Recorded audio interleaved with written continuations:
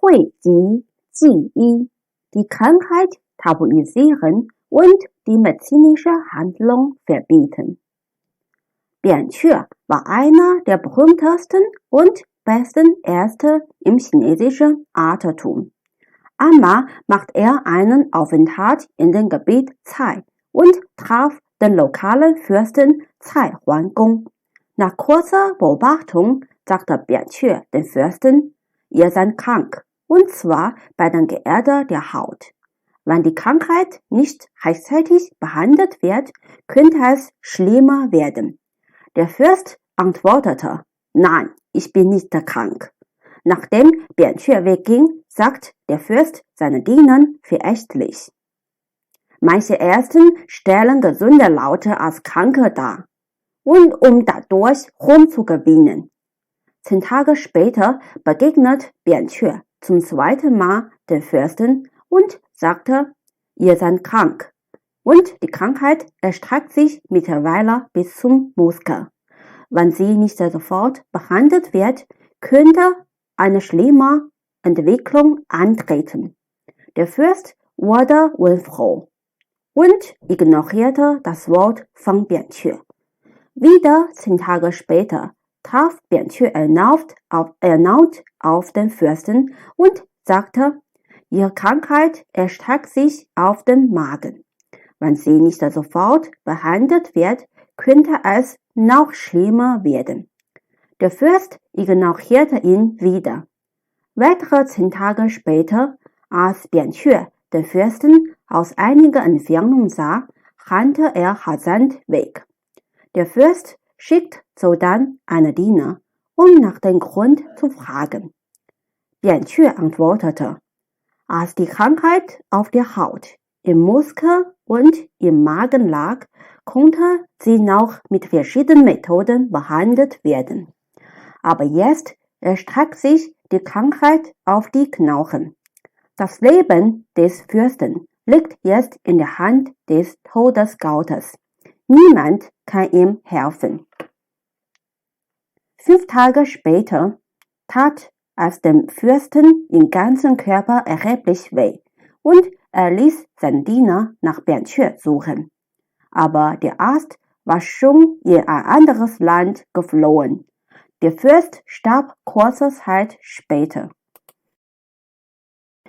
Im Chinesischen benutzt man das Idiom 讳疾忌医, die Krankheit tabuisieren und die medizinische Handlung verbieten, in Kontexten, wenn jemand Kritiken über sich selbst tabuisieren, eigene Fehler verbergen und nicht korrigieren will. Es ist jeder von uns bewusst, dass eine Krankheit möglichst früh entdeckt und behandelt werden muss, sodass man möglichst schnell wieder gesund werden kann.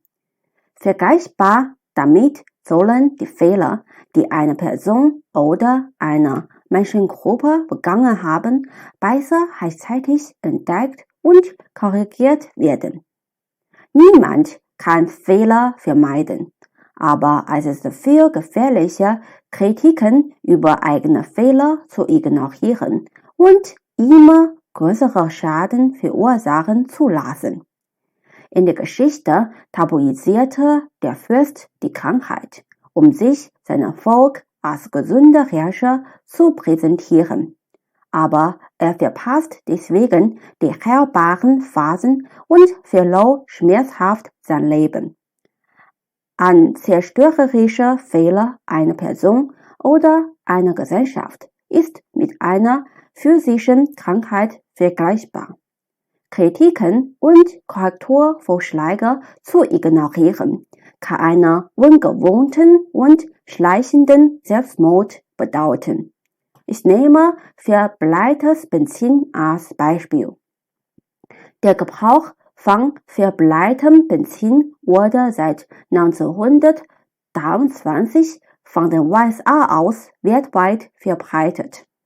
Als der Geochemiker Claire Peterson über den Schaden forschte, den Blei an der menschlichen Gesundheit und der Umwelt verursachte, wurde er vom größten Ölkonzern Asyl stark unter Druck gesetzt. Um das ökonomische Interesse zu schützen, versuchte der Konzern, die Forschung zu verbieten und die Bekanntgabe der Ergebnisse zu verhindern. Doch schließlich siegte die Vernunft. 1986 wurde in den USA das Verbleitenbenzin verboten, bevor es auch weltweit verschwand. In China ist das Benzin seit 2000 vom Markt. Peterson war ein Krankheitsentdecker der Zivilisation, dessen Leistung im modernen Zeitalter eine besonders wichtige Rolle spielt. Gleichzeitig gibt es aber heute Leute wie den Fürst, die für ihren kurzfristigen Profit die sofortige Krankheitsbehandlung zu verbieten versuchen. Ähnlich wie bei den Vorteilen der früheren medizinischen Behandlung ist es vernünftiger, Schadstoffe früh zu erforschen und danach entsprechend zu handeln.